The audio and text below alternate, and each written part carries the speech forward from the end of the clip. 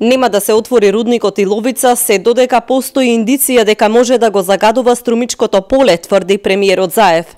Тој рече дека проблемот со овој рудник главно е во употребата на цијанид при лужење на рудата, што создава вознемиреност кај населението и затоа неговото отварање е се уште на разгледување.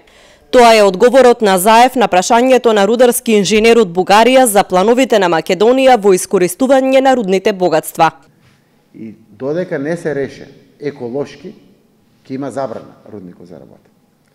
Во моментот, тоа што го знам за рудникот, во иднина треба да има 500 милиони евра инвестиции за опремата, за организацијата на самиот рудник или слично, а вкупниот приход е 3,5 милиарди евра или 4,5 милиарди евра ако оди со цијанид. Јас верувам дека на такви бизниси со преку 3 милиарди евра има огромна можност за соработка. Од геолошките истражувања, до геометрии користење, за екипите за копање, до механизација која што се користи внатре, до преработката на рудата.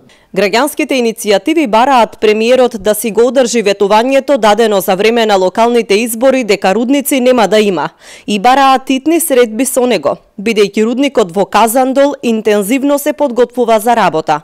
Вчера и денеска се подпишува сите иницијативи барањето, се согласува текстот, така да во текот на денешниот ден таа иницијатива, барањето за средба со премиерот од страна на иницијативата ќе биде предадено и се надеваме дека овој викенд ќе имаме средба со премиерот за да му ги објасниме нашите стравови, нашите сознанија за рудниците околу нив.